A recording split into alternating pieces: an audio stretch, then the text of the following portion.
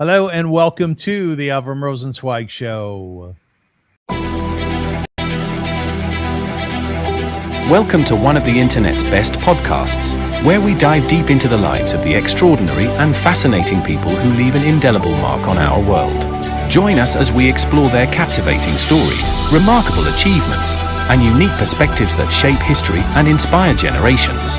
Get ready to embark on a journey through the lives of inspiring people unlike any other.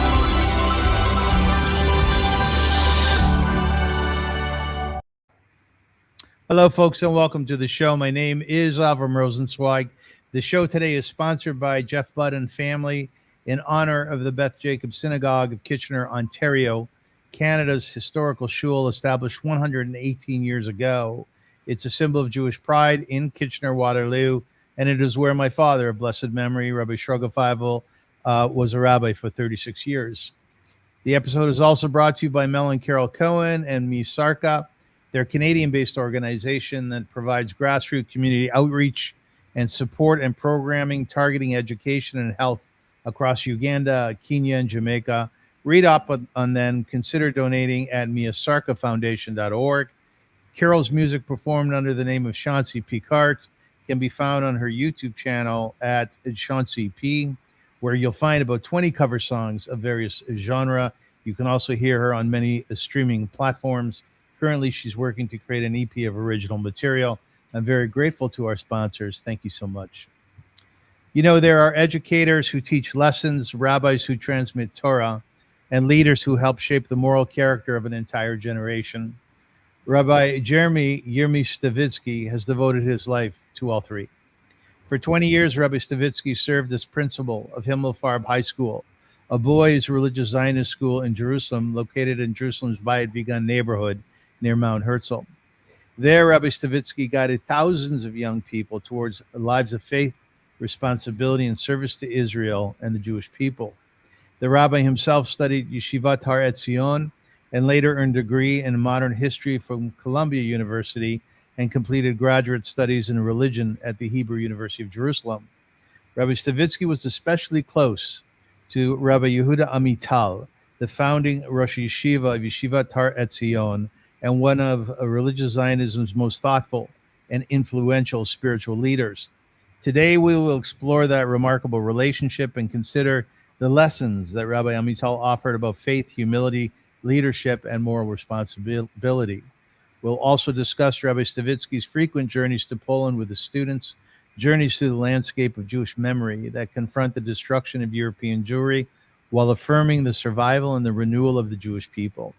Since October 7th, Rabbi Stavisky has carried an unimaginable burden. Among those lost on that day and afterwards were former students and colleagues, including Aner Shapira and Hirsch Goldberg Poland, as well as beloved son-in-law Yinon Fleischman, should rest in peace. Yet through profound grief, he continues to speak about remembrance, about resilience, and the sacred responsibility of educating Israel's next generation. At the heart of our conversation today will be an enduring question. What does it mean to be Jewish in the modern world, to remain deeply rooted in Torah and tradition while confronting the intellectual, the cultural, and the moral complexities of contemporary life? It is my great honor to welcome an extraordinary educator, a spiritual leader, and voice of moral courage, Rabbi Jeremy Stavisky. How are you, Rabbi? Hi, Avrum. Thank you so much for inviting me, and I'm very, very happy to be here. Oh, it's a pleasure. And where are you speaking from, Rabbi? Where do you live? I'm speaking from Jerusalem. That's where we live, my wife and me, and we have 5 children. 2 are not yet married, 3 are married. Or actually, my daughter Noah was married. Her husband was killed in the war. Yes. But I'm from Jerusalem. I'm a Jerusalemite.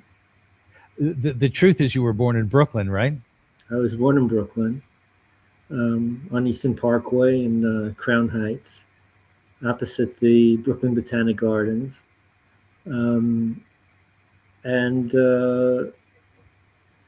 America was an important part of my life. It was interesting as a kid, my parents, especially my father, who was born in America, insisted on celebrating Thanksgiving every year which is sort of strange for a kid who was living in Jerusalem. But he would insist that we have to thank the United States of America for all the good things it bestowed on our family. So it was sort of interesting. We spoke English at home. English was very important. We spoke about American history and American politics. But I was a kid growing up in Jerusalem, speaking Hebrew, going to Bnei Akiva, to the youth movement, and trying to figure out, who I am in the world. Did you ever sense there's still Brooklyn inside of you? I think I think about it a lot. I think if I wasn't Jewish, I would make a great American. There are those good sides to America, which I really believe in. As I've grown up, I've learned that there are some very dark parts to the United States. All men are created equal, as long as, at least in 1776, as long as the color of your skin was white. Yes. It was not good to be an Indian in America when the Americans wanted to expand. But I think America is still a great country, and it definitely saved the world during World War II. But my Jewish side, I think, can't allow me to live in the United States. My feeling is that the great drama of the Jewish people is taking place here in Israel, and I want to be part of that drama. Rabbi, as I mentioned to you prior to the interview, I'm always fascinated by my guest DNA, where they come from, and of course by that I mean, who was your mom, who was your dad, from whence thou cometh. Tell me about both of them. My mom, in a way, was a survivor because she, as a 2-year-old girl, she landed in London in August 1939. Her grandfather was a tzaddik who saved many Jews. He was the head of his congregation in a place called Bardiov in Slovakia. And he was saving Jews. Actually, he was in Turkey, and there was the Gestapo wanted him. And people told him to stay in Turkey. And he said a leader doesn't leave his community. And he went back. And then he was able to save many young people because he developed this plan with Dr. Atlas to, they spread a rumor that there was typhus in the city, so the Nazis sort of waited outside the town. It wasn't really a city, of Bardiov, and he convinced young people to go to the forests. And but then when the Nazis realized there was no typhus, he was the first one on the trains to Auschwitz. So we have that European Holocaust story. And then we have my father's side, and he was an American. His father was born in New York, in Harlem in 1902. His mother was born in New York. And I think my father taught me two very important things. He taught me about an appreciation for the United States, but my father was an Orthodox Jew, but I really knew that as far as he was concerned, the most important thing is to be a mensch, to be a decent human being, to see people who are suffering and try to help them. And since I'm deeply involved in religious education, I know that sometimes there's a trap in observance. I believe in all of the orthodoxy, but I always tell my students that the most important thing is that they be good people. and whatever path they choose, the most important thing is to be decent. And when you see somebody who is suffering, to help them. And I think, I meet graduates who who graduated 10, 20, 30 years ago. And I think the two things that they remember from all the years in high school is, one, that they have to bring flowers to their ima before Shabbos. Very nice. Yes. And the second thing is that they have to say hello to the driver on the bus and to the cleaning man. I think that's what they really remember from school. We teach a lot of stuff. We talk a lot of stuff. You know how Orthodox schools are. Yes.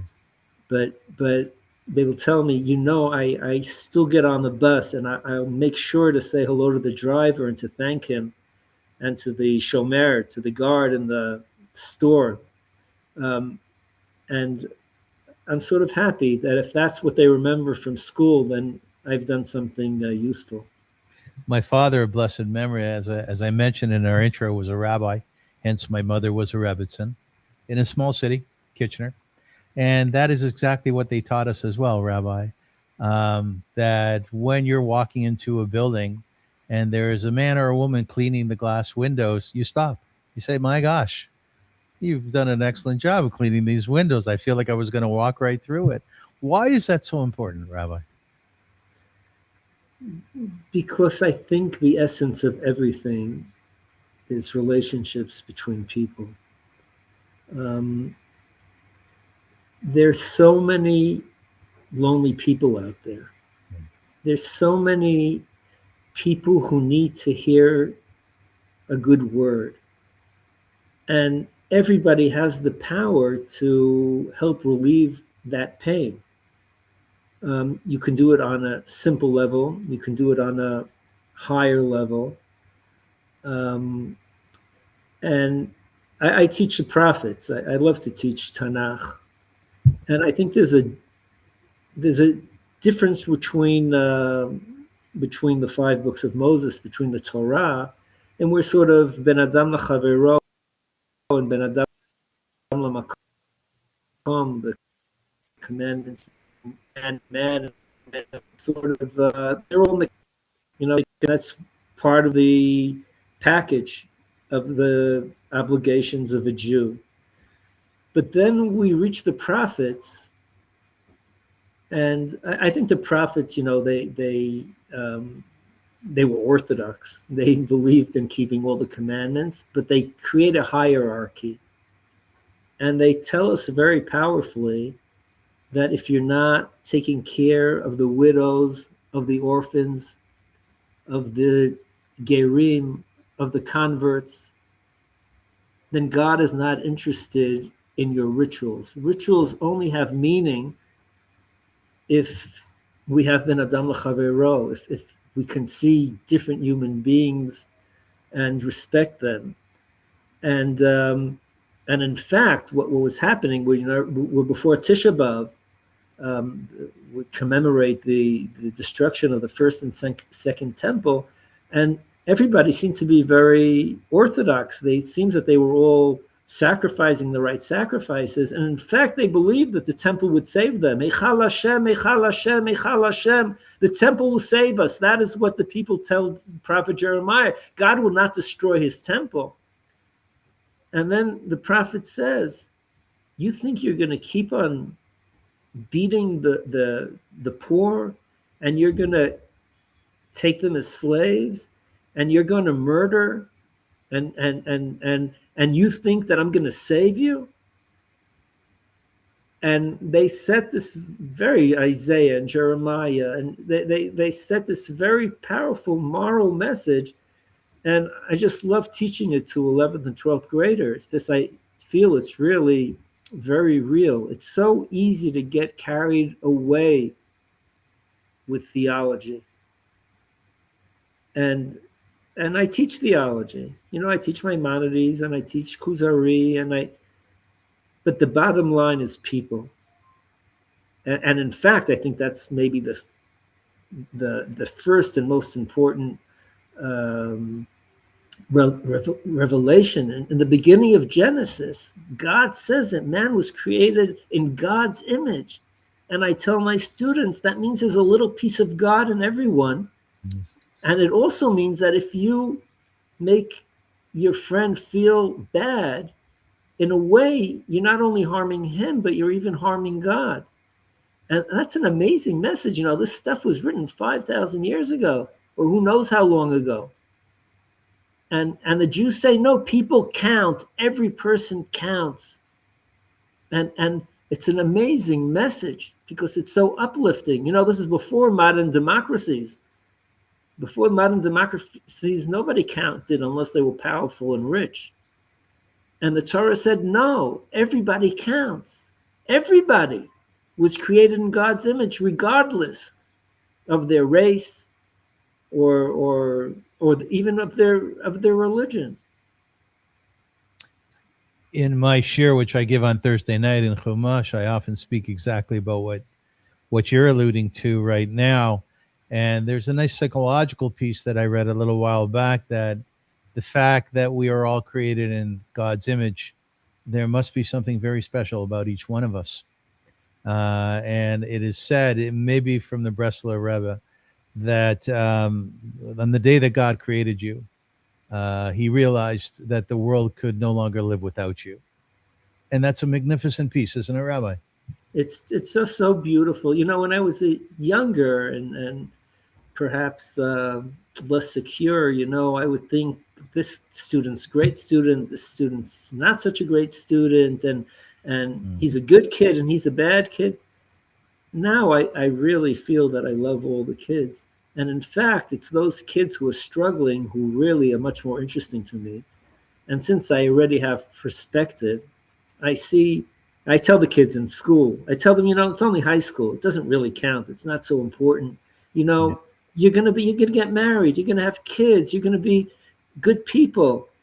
And I think sometimes the kids who are struggling, they have the bigger neshama, they have the bigger soul, because they don't just let things flow and things are harder for them.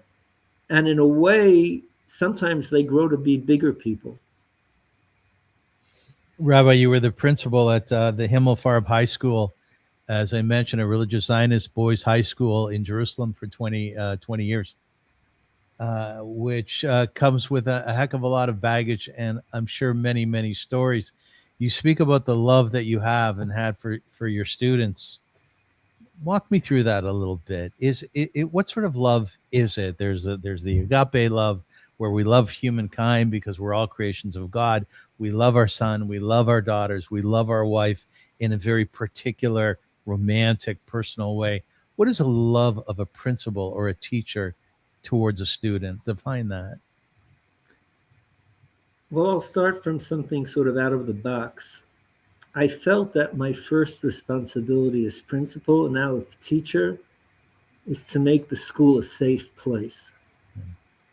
Kids have to grow up feeling they're safe. And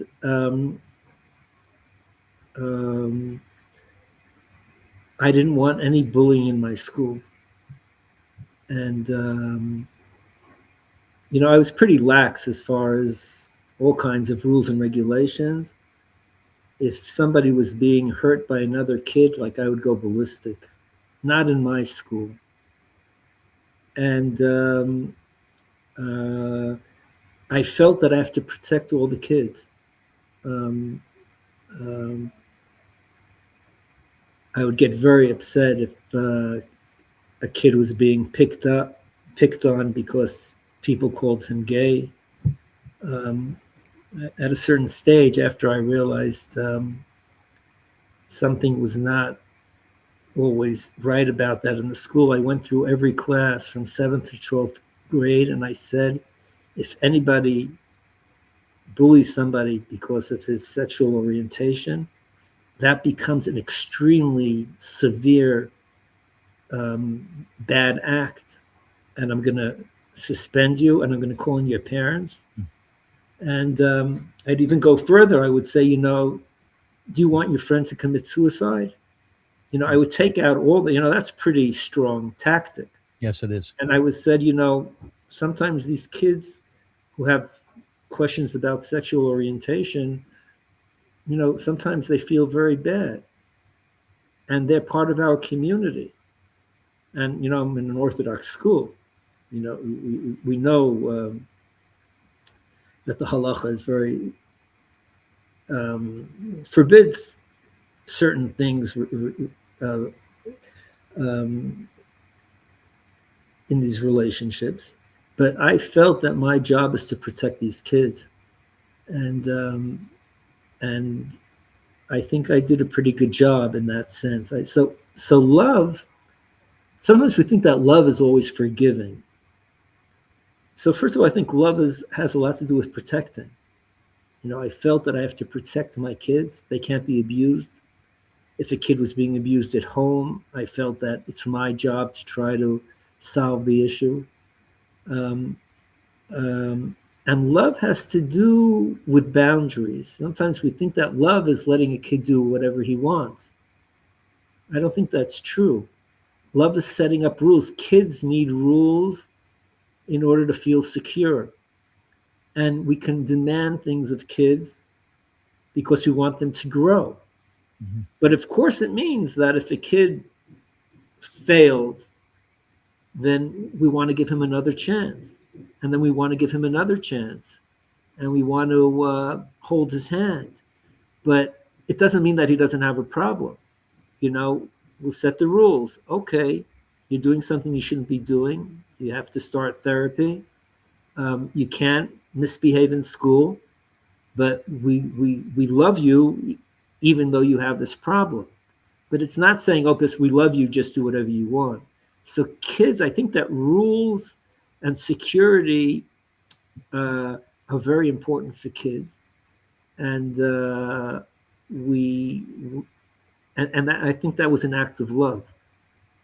Then, of course, there are other sides to loving. It's, you want kids to be happy and to have a good time and all that other stuff. But I think that adults have to protect kids. They have to protect their community. I felt that I had to protect my teachers. I wouldn't allow any parents to shout at my teachers. Mm-hmm. In fact, I was a very young principal, and there was a PTA meeting, and some parent started to shout at one of my teachers. And I don't know, had the chutzpah, I went over to that teacher, and there were hundreds of people in the building. And I said, "Babet sefer hazeh af echad lo tzoek al morim." In this school, nobody shouts at teachers, "Go!" And I was sort of shocked that I did it. And they went. They left. And they left. They're my best buddies now, these people. Are they? They're my best buddies. And but I felt that I have a responsibility to protect my teachers. Teachers are very important. And in a way, even though I was very much involved with the kids, I became very much involved with the teachers because they have their own lives and they have their own issues. And sometimes good things happen, sometimes bad things happen. And I finally realized that my real job is to support the teachers. As opposed to more energy put into the students, or what? I mean, we spent so much time putting energy into the students, but I realized that if I want a good school, I have to be to my teachers what I want them to be to their students. You can't, if you want the teacher to be patient with the students, you have to be patient with him. If you want the student to understand the complex situation of the student in his personal life, you have to understand that teacher. So I've become very friendly with many of the people who worked with me. Rabbi, I wonder if the following resonates with you, and I'm sure you know this, that the Torah prescribes, the Torah speaks about creating Orei Miklat, cities where somebody can run to if they committed manslaughter. By mistake, they killed somebody, so that the family of that person won't come and kill them. It protects them. And the Torah says that person is only released from those cities when the Kohen Gadol, the high priest, dies. And there's so much written about it, such beautiful stuff. I think there's a midrash or a pshat somewhere that says the mother. It's in the Gemara actually. Sorry, the mother of the Kohen Gadol would ask families not to pray for the death of the Kohen Gadol. But there's a classic question, which is, why do you have to wait until the Kohen Gadol dies? And the answer, one of the answers that's given, is because the Kohen Gadol must have done something wrong in order to create an environment where somebody can kill somebody else. Is that the sense you have as a principal? That onerous sense? I would get, it's scary being the principal of a high school. And I think, ultimately the stress and the tension, I was always afraid something would happen to a kid on a school trip. Yeah. Or God forbid a kid would be suicidal and I wouldn't know about it. Or God forbid somebody would hurt somebody sexually. And I would get up every morning and I would say to God, God, I'll work as hard as hell. I'll try to do everything I can, but please no disasters. No kids being hurt, no kids being abused, or worse than that. And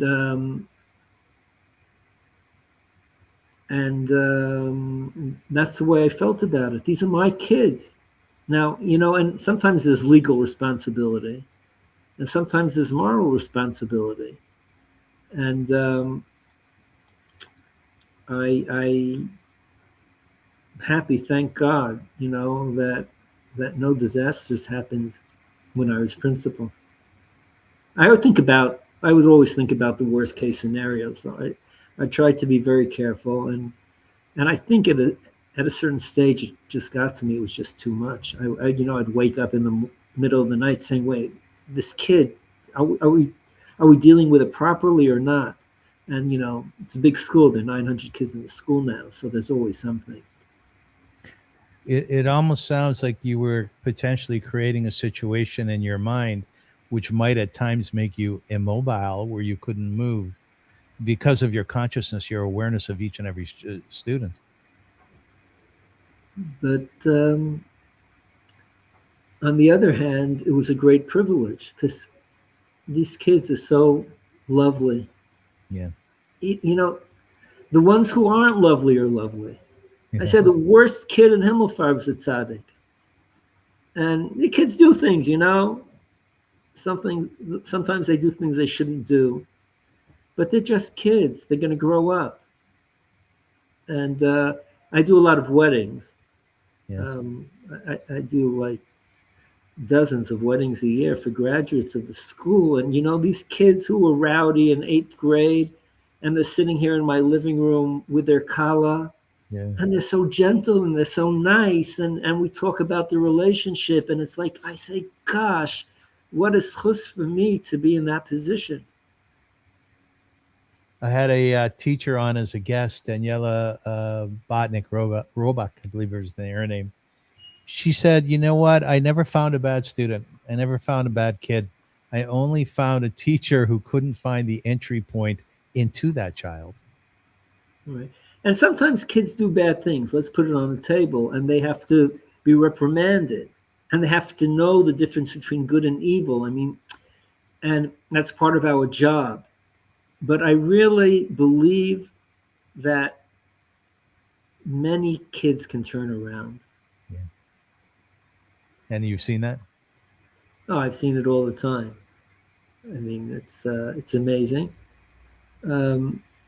It's interesting that, sometimes in Israel, the army service helps them because it's an opportunity to do things in a different environment and setting.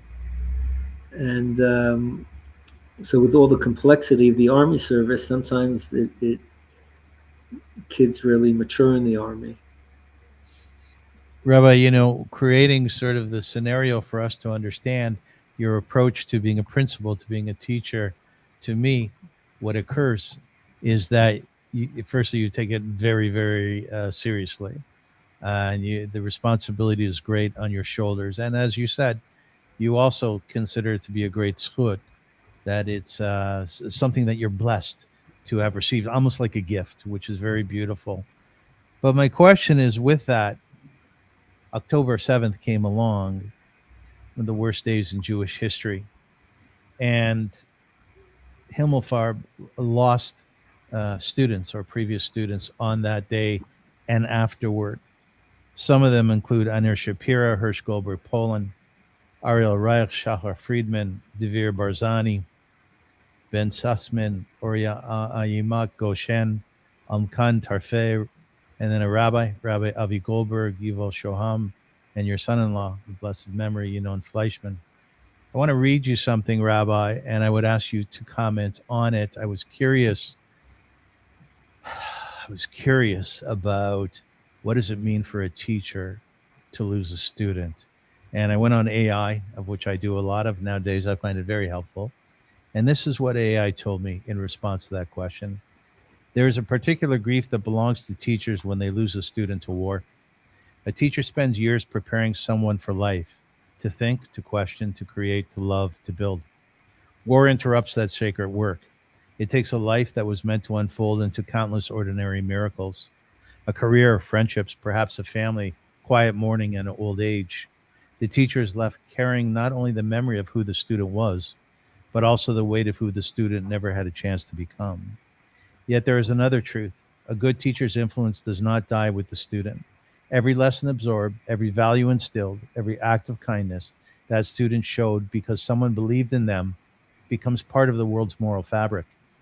Even if the student's life is cut short, the teacher's gift continues to echo through the lives that students touch. And finally, perhaps that is the deepest tragedy and the deepest consolation. War can end a life, but it cannot erase what one human soul had awakened in another. It's beautiful. A teacher who mourns a fallen student is mourning not just a death, but a future. And in that mourning lies a quiet testimony that every life entrusted to a teacher is infinitely precious. Your thoughts? First of all, it's amazing that piece. And you have to realize my first student, Roy Shukron, who was killed in Lebanon, was 27 years ago. And every year go to the cemetery and see his lovely mother. Actually, he has a nephew in the school now, and he comes to get hugs. It's like we have this relationship because he knows that his uncle was my student. And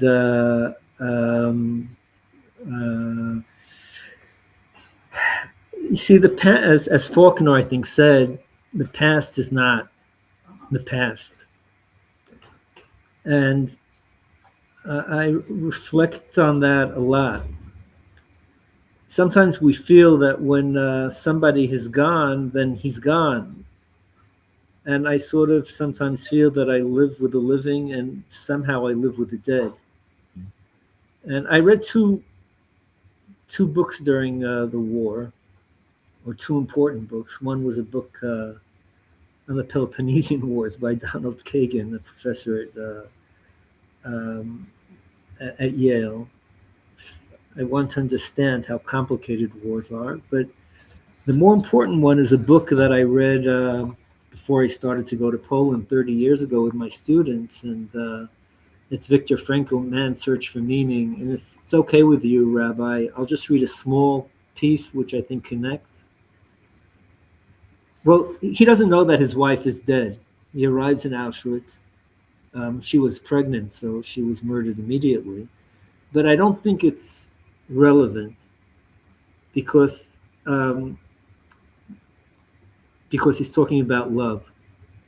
We stumbled on in the darkness over big stones and through large puddles along the one road leading from camp. The accompanying guards kept shouting at us and driving us with the butts of their rifles. The man marching next to me whispered suddenly, "If only our wives could see us now. I do hope they are better off in their camps." That brought thoughts of my wife to mind. As we stumbled on for miles, slipping on icy spots, supporting each other time and again, dragging one another up and onward, nothing was said, but we both knew. Each of us was thinking of his wife. A thought transfixed me. For the first time in my life, I saw the truth as it is said into song by so many poets, proclaimed as a final wisdom by so many thinkers. The truth, that love is the ultimate and highest goal to which man can aspire.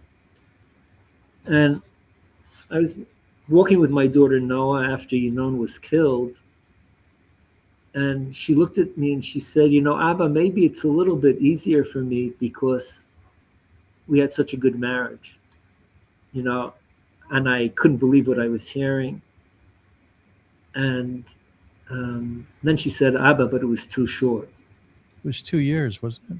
3 years. They were married for 3 years. He left her with this beautiful baby who's now this beautiful, bright 3-year-old boy who's trying to conceptualize his father because he knows he's Bashamayim.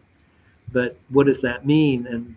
And I realized that the loves we regardless of the truth women or teachers, kids, the love we create in our lives are there for eternity. And the loss, of course, is terrible. The loss of what could have been. And the tragedy for the parents. But to know that I knew these young heroes, that I found a picture of me pouring some vodka to Hirsch Golda, Poland, and then when we went to the trip to Poland, and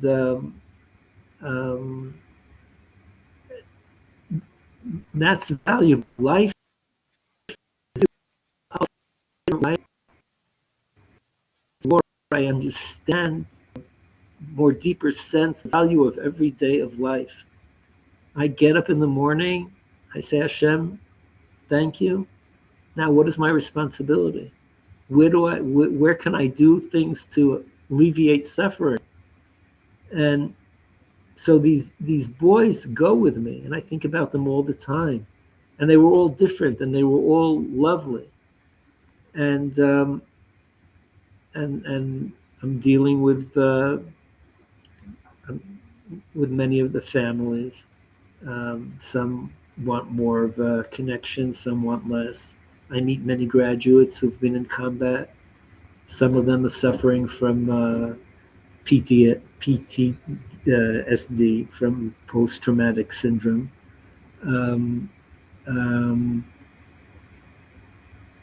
You think of soldiers as these tough gun-ho guys.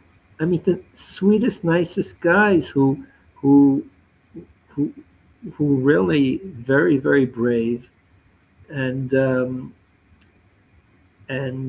it's just tough. It's tough because there's a lot of suffering out there, and it doesn't go away. It's not like, okay, what's the next thing? People who've been in combat, it becomes part of their lives. And I'm meeting, a lot of post-trauma, and just a lot of wonderful young people who really don't like war. But they realize, regardless of the politics, that if the Jewish state is going to survive in the Middle East, we are going to need people who are willing to defend it, and sometimes it's going to cost them their lives. That's the story. I'm not talking about those who were wounded, who were severely wounded. We have a student whose mother is a teacher in the school who lost his vision. So this war is the most dramatic thing that happened to this country since 1948, and we don't know where it's going. I read Rachel Goldberg-Poland's book, and I honestly, I didn't complete it. And I didn't because I have never read anything so raw as her writings about a mother loving a son. Did you read the book, Rabbi? I read parts of it. I didn't read the whole thing either. But she brought this voice to Israel, this a new voice. I asked both of them, John and Rachel, if they're, if they knew this is what would have happened, or I stated in a different way, are they sorry they moved to Israel? I asked it was only the three of us. It wasn't public. And they said, no, we're happy we moved here. And, Hirsch was such a he served in the army, but he was such a boy of peace and love. That's what they were about. And Rachel and John have brought a very religious, humanistic voice, which I think is needed sometimes in this country. You know what was magnificent about the book was the prologue or the foreword. And again, I had never read anything like this before. Rachel wrote about her son, Hirsch, and what she did was she described every aspect of his physical. She talked about his nose, and she talked about his eyes, and I believe they were a little squinty. She talked about his ears and his lips. And I thought, that's a mother to a child. When you remember your students who passed, when you remember Rabbi Avrum Yosef Goldberg who passed, do you see their faces in your mind? Rav Goldberg, he left eight. He left eight orphans. I was his in 11th and 12th grade. Then he came back as a rabbi of the school. And after I knew he was I wanted to bring them something, and he came out for 20 hours. So I saw him, Rav Avi, and I realized it was very tough in Lebanon then. And, God knows why the Hezbollah didn't join the Hamas in the attack. This would have been a terrible catastrophe. I know the stuff my son is finding now in Lebanon. I mean, they were prepared for a major onslaught. And Rav Avi told two things. He told me in Yom Kippur in Lebanon, you're from Rav Avi. He Tefillah. He said, I was in this house with the soldiers. We had to eat because we had to be strong. There was no davening. He said, I didn't know what to do. Yom Kippur. I spoke to the three sisters about the meaning of Yom Kippur. I started to talk to them about the meaning of the state of Israel. And he said, through that connection, I had Yom Kippur. I had a different kind of Yom Kippur in which I ate and which I drank, but connecting to people created. That was my davening that year. In fact, about 6 weeks ago, a woman from his battalion called me before that, but she said she was looking for someone who knew Rav Avi because he was supposed to marry her. And she said, I know you know Rav Avi. Can you marry us? Because I need somebody who knew Rav Avi. And I talked about him under the chuppah. And the second story he told me, he said he found the body of a dead Hezbollah person. And he said, I put it in a bag because this kvod ha'adam, because I know that even somebody who was out there to kill me and who was out there to murder the Jewish people, I mean, the viciousness of what was prepared there in Lebanon, people don't know about it because it wasn't as terrible as in Gaza. But he said, I understand that dead Hezbollah person was created in God's image, and I wanted to give him respect. And that's the other thing I did on Yom Kippur. So this is who Rav Avi Goldberg was. Rabbi, your son-in-law, God bless his soul, Enon Fleischman, he was a devoted husband. He was the father of a young son, as you said. He was a Torah scholar and a gifted educator, and he taught Jewish history, directed an after-school Talmud Torah program in Tekoa, and was beginning a doctoral study in modern Zionist history. listening to an interview that you did with a lovely teacher from a kibbutz who survived October 7th. You talked about how you arrived home to find out that your son-in-law was killed, and you saw your daughter sitting on the floor holding her head. Afterwards, as time passed, you talked about how your daughter decided that she was going to begin teaching once again, and that was going to be, if you will, her refuah, her way of overcoming, if in whatever way possible, the pain and suffering that she was going through, having lost her husband.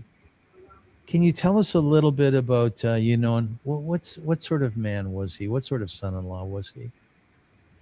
He was just so perfect for her. I think they made each other so happy.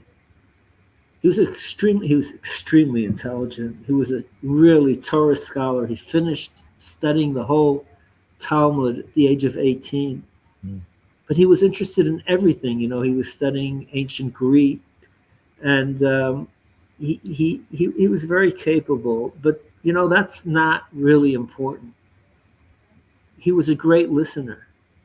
He was super intelligent, but he would just listen to people.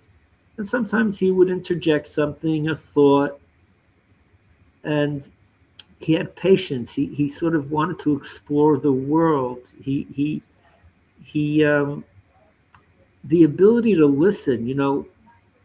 Everybody talks. I even feel I'm talking too much now.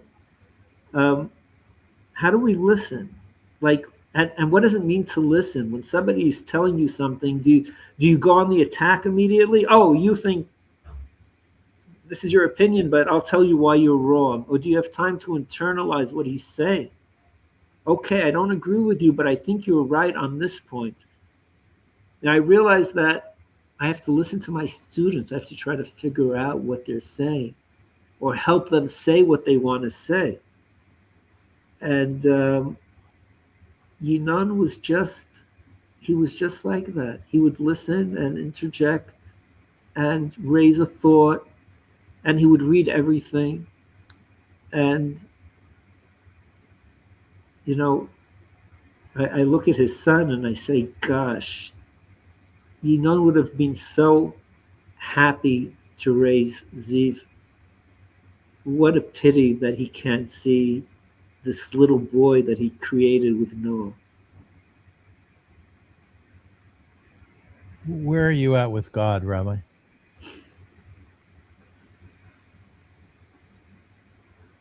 Well, luckily, I was a student of Rav Amital, who went through the Holocaust. And Rav Amital, when people would try to explain the Holocaust, he would freak out. He said he believes in God. He had this heavy Hungarian accent, but I didn't understand the meaning. And I think there are two kinds of religious people. There are religious people who think that for every question there's an answer. Luckily, I was a student of Rav Amital and Rav Lichtenstein, son-in-law of Rav Stavisky. And I learned that they're not answers for every question. And in a way, that's part of believing. It's an imperfect world. Even more than that, I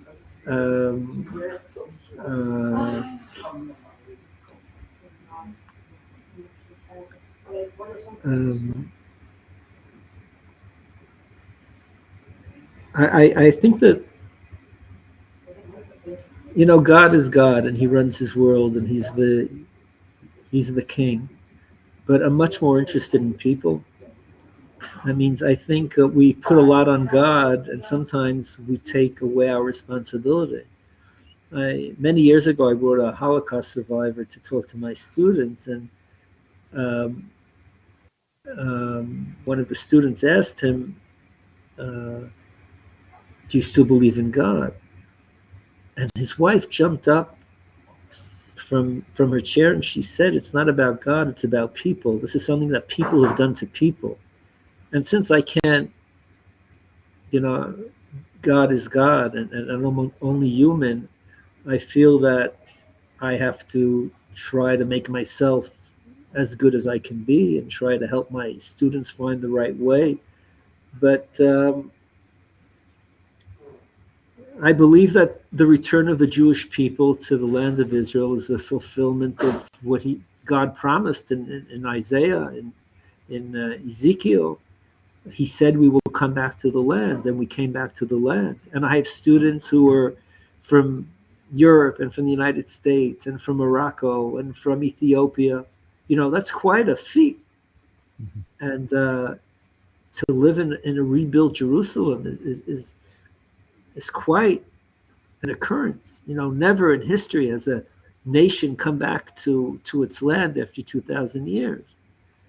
But, sometimes God is incomprehensible, and that's fine. And sometimes I'm troubled when people give answers which are too easy.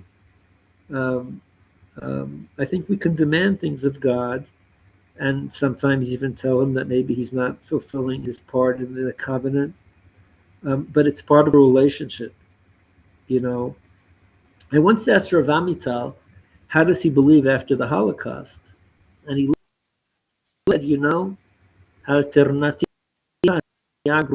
the other alternative is even worse. It's not so easy living without faith. Now, I'm not saying that you have to do what's easy, but nothing is simple in our world. And I try to do what I can do. And I hope God fulfills his part in the deal. Rabbi, a little bit about Rav Amital. He was the founder of Yeshiva Tarat Zion. In 1968, Rabbi Amital founded the yeshiva in Gush Etzion, commonly called the Gush. It became one of the world's most influential religious Zionist yeshivot. In 1971, Rabbi Amital invited Rav Aaron Lichtenstein to serve beside him as Rosh Yeshiva. Their partnership modeled intellectual openness, humility, and respect for disagreement.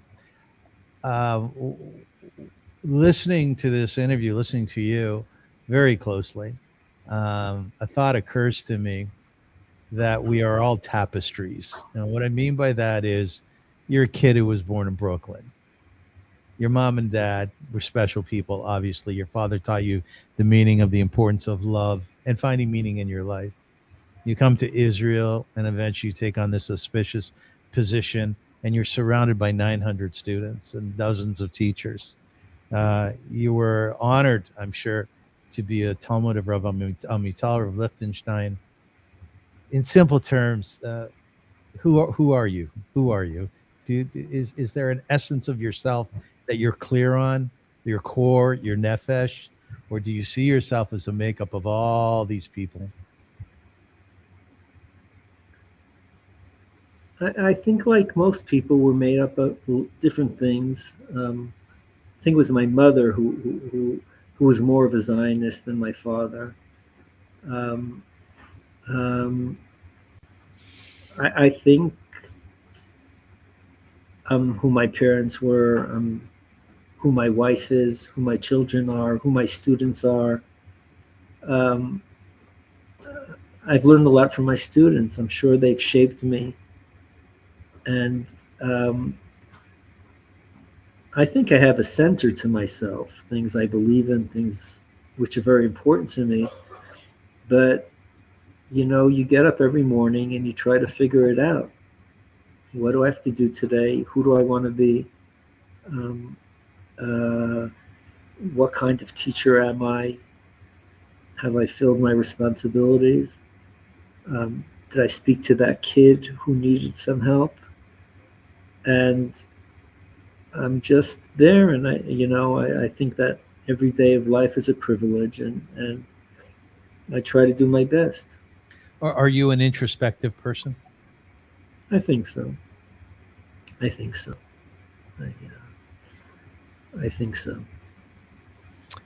Rabbi, one of the things that you've been made a concerted effort to do with your students was to take them to Poland. You know, I have a dear friend, Ellie Rubenstein, who's the international director of education for the March of the Living. That's a program which takes young people to Poland every single year and to the camps and to see what happened to our people at that time.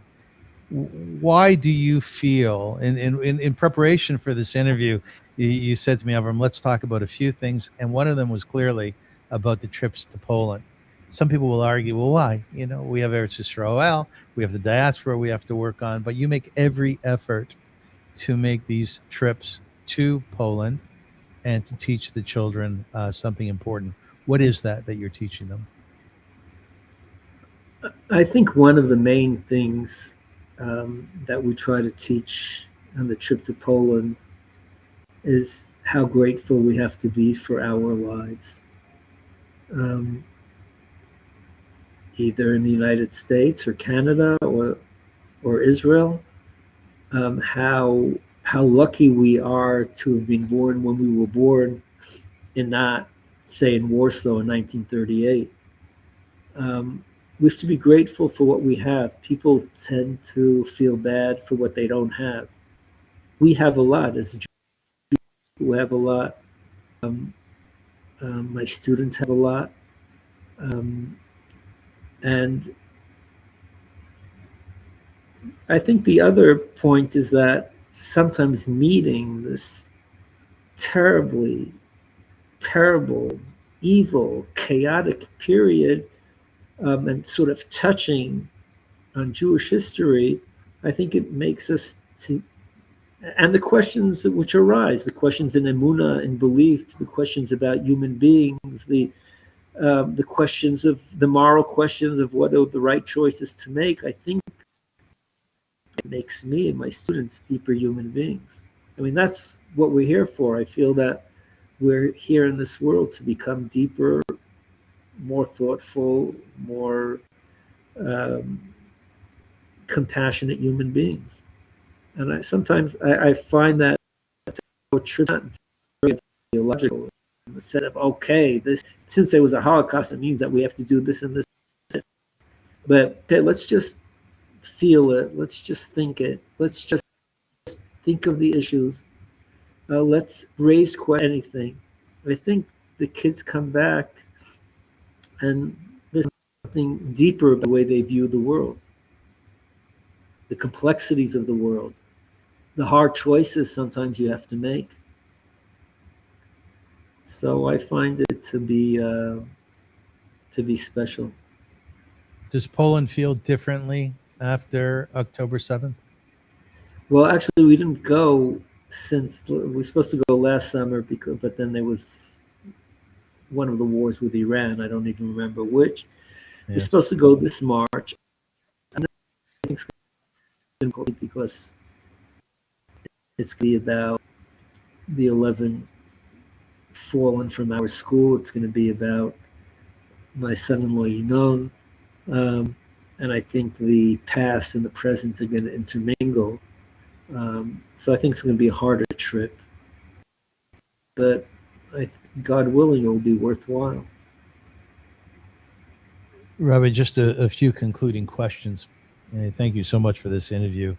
It's very, very important, I feel. Teachers, after October 7th, you interviewed one, or she interviewed you, wasn't quite clear. And she was magnificent. You can find that interview online. We alluded to it before. And she wasn't quite sure why she was saved, because many of her neighbors were killed. But mostly she talked about what she did subsequently to October 7th with other teachers, basically formulating a school where survivors of October 7th could come, children, young people. Where do teachers fit into the aftermath of October 7th? What is their importance? I think teachers are very important, especially since the world seems to be becoming more chaotic everywhere, not just here, but all over the world. It seems that we're going into this bumpy ride. Um, uh, Things are changing, and not always for the good. Um, and I think that responsible adults can be very meaningful to a lot of adolescents. They want us, they need us. Um, uh, Parents, of course, are the most important. Kids need their parents. Um, um, but and one of the things which is very important in Himmelfarb and the cardinal principle of Shlomi Danino has emphasized is that we're a school of life, not a school of death. Uh, we have room for remembrance, but most the school's about life. It's about studying and praying and playing basketball and kids pulling pranks. And it's very easy to fall into a death culture. I think that's what ancient Egypt was about, right? It was all about the pyramids and and even I think one of the reasons the Torah is so hated the idol worshiping is because part of it was sacrificing children. We don't want to sacrifice children. We want life. Um, the dead is the tameh. He's the impure, the highest level of impurity in Judaism is the dead. Jews are supposed to be talking about life, and the more life we create, and there are many ways to create life, and teachers have a role in creating life in the sense of allowing people to be more of who they can be. Um, that's really very important. Magnifying life, magnifying God's name in life. Rabbi, I think it's safe to say that you and I live and breathe the Jewish people. The Bnei Yisrael, Eretz Yisrael. It's been my life, and everything I do is based on my deep love of the Jewish people and Israel, and my attempt to become closer to God. I don't know how good I am at it, and it's very clear that's your goal in life as well. With that, knowing how beautiful our people are, yes, with flaws, yes, with foibles, no question. Why do you think that so much of the world hates us so much?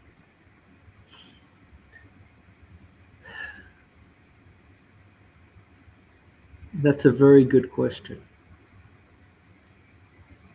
That's a very good question.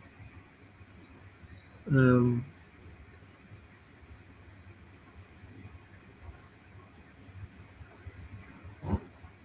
I don't know. I don't know. Um, we make our mistakes, and sometimes people can be angry with us, but the double standard really is very difficult for me. Um, I was talking in Yad Vashem a couple of years ago, and a theology student from Northern Europe asked me if to be anti-Israel is to be anti-Semitic, and I said I don't think so. Or to be anti. I said there's some policies the state of Israel which I don't agree with, but I said you can't have the double standard. And that was like when the uprising began in Syria, and Assad already killed 5,000 people. I said it's not fair to constantly criticize Israel when there are these really terrible atrocities going on in the rest of the world. And October 7th was really bad. It was a pogrom in the worst way. And I don't know. I don't know. But what do you think? Why do you think there's so much hatred of the Jewish people?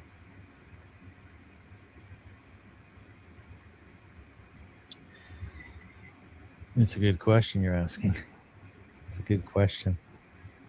I mean, there's many answers to it. One of the classic answers nowadays is that we represent light. Not everybody likes light. Yeah, I was thinking of that. I thought that might be too much to say. I know. It's a lot too old. Yes. Yeah. I don't know. But what I know is, and clearly what you know is that, thank God we're beautiful people, and Baruch Hashem, we have a lot to offer ourselves in the world. And hopefully there will come a time where hate will lie by the side of the road and will embrace all peoples, and people will embrace us. Rabbi, I'll as I just tell you a last point. I met with a student on Sunday who was post-traumatic, and he just came back from Toronto.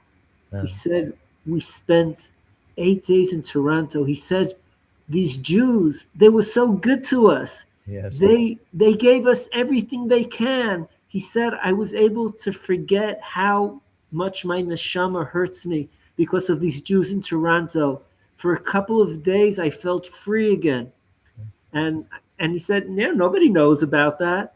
He said, they just wanted to make us feel good. Thank you. Thank you. As I mentioned, I've been working with AI quite a bit. Do you work with AI? I try not to, but sometimes I fall into the trap. Okay. I like it. And one of the things that I do in my show is at the end of the show, I read an ode to my guest, and it's created by AI. And many people find it very beautiful. So I'm going to read an ode to Rabbi Jeremy Stavisky. There are teachers who offer lessons and rabbis who uncover Torah's light. But some enter the soul of a generation and teach it how to live with courage, how to question, how to serve, and how to distinguish power from what is right. For 20 years at Himmelfarb, beneath the shadow of Mount Herzl, Rabbi Jeremy Stavisky stood before young men and asked them to become more than students, to become guardians of faith, servants of Israel, and compassionate citizens of the world. From Har Etzion to Columbia, from Jerusalem's ancient stones to the silent landscapes of Poland, he carried history into the classroom and transformed memory into responsibility. Beside Rav Yehuda Amital, he learned the leadership begins in humility, that Torah without humanity is incomplete, and that faith must possess the courage to confront a complicated world. Then came October 7th, and names once written on attendance lists were spoken through tears. Anir Shapira, Hirsch Goldberg, Poland, and others, beloved graduates and colleagues, each a life, a promise, a sacred universe. And closest of all was Yinon Fleischman, his cherished son-in-law, a scholar, a teacher, a husband, a father, whose absence entered the heart of the family. Yet Rabbi Stavisky continues teaching, not because the grief has disappeared, but because remembrance must become purpose, and sorrow must deepen our devotion to life. His father taught him that happiness requires two enduring gifts, love and meaningful work. Rav Aaron Lichtenstein echoed the lesson, and Rabbi Stavisky made it his life. Rooted in Torah, open to modernity, he teaches that complexity is not weakness, that questions can strengthen faith, and that education is a covenant without end. Rabbi Jeremy Stavisky, teacher, leader, and voice of moral courage, a man who does not merely teach Torah, but teaches a generation how Torah can illuminate the world. That was very kind of you. Very kind of AI. How was this interview for you? I really like you. I like you too. So I think, we could be friends. And I felt that you come with a very open heart. So when somebody comes with an open heart, it opens somebody else's heart. So I felt very comfortable and I felt relaxed. I felt I can be myself. So it was just very kind of you to talk to me. When we talk about all the things we talked about, I'm an emotional person. Last night I was watching your interview, as I mentioned before, and my son was here. I'll be honest, Rabbi, I started to sob, and I kept saying in my head, don't stop sobbing. I was a little embarrassed in front of my son because he's never seen me sob before. But I kept telling myself, Avram, don't hold back. It's important that he sees your emotions. Do you cry a lot? Do you sob? I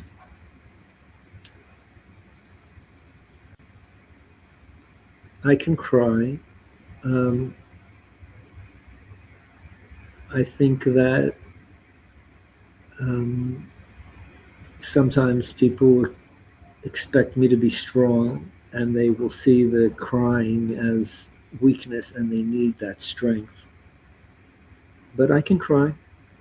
I can cry, and I can cry without tears. Um, Talking about my graduates, my son-in-law. Um, so in a way, I was crying when I was talking to you. Um, um, so uh, so I cry, and I think life is not only about being happy. Life is about living life, and there are times when you're sad and bad things happen, and we try to continue in living for a purpose, and that's my obligation, and fulfilling that obligation makes me feel good. I'll tell you an interesting thing in closing. My sister Chavi, her husband was murdered in 2002. We just had a yahrzeit dinner in memory of him, which we have every year. And after he passed away, my sister was a very, very righteous woman. She couldn't pray. She couldn't pray, understandably, right? She couldn't do it. And she felt badly about it, so she spoke to a number of people about it. And one person, I believe, a friend of hers, told her, "You cry?" She goes, "Of course I cry." She said, "Those two are tefillot. Those are prayers. Those are prayers." That's lovely. Rabbi, I want to conclude by thanking the sponsors of this show. The show is sponsored by Jeff Budd and family in honor of the Beth Jacobs Synagogue of Kitchener, Ontario, Canada's historic shul established 118 years ago. It's a symbol of Jewish pride in Kitchener-Waterloo, and it is where my father, Rabbi Shruga, blessed memory, was a rabbi for 36 years. Well, when I tell you about the shul in Kitchener, which you've never heard of, I'm sure, right? Never heard of. Does it excite you that there was a shul out there that's done amazing work to help people that you'll never meet? Does that amaze you, that stuff? Of course it does. Yeah, me too. Me Of too. course it does. And I think everybody does his thing. And I think it's wonderful. Yeah, so do I. I do too. The episode is brought to you by Mel and Carol Cohen and Mia Sarka. They're a Canadian-based organization that provides grassroots community outreach and support and programs in Uganda and Kenya and Jamaica. Read up on them and consider donating at miasarkafoundation.org. Carol's music, performed under the name of Chauncey Picart, P-I-C-A-R-T, can be found on her YouTube channel at Chauncey P, where you'll find about 20 covers of various genres. You can also hear her on many streaming platforms. Currently, she's working to create an EP of original material. Thank you to both of them for their sponsorship. And Rabbi, thank you for your time and for your authenticity. It's interesting. You said that what students want more than anything else, young people, is authenticity.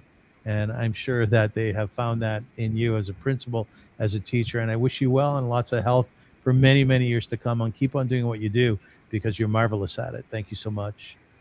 Thank you, Avrum, and thank you for opening my heart. It was a pleasure. And you opening my heart. Ladies and gentlemen, as my mother used to say, a blessed memory, when I was trying to get off the phone, she would say to me, "Sei gesund, Avram." I said, "Sei gesund, Mom," which means go in good health. So until we meet again, thank you so much for watching and for listening. I'm very, very grateful. Shalom.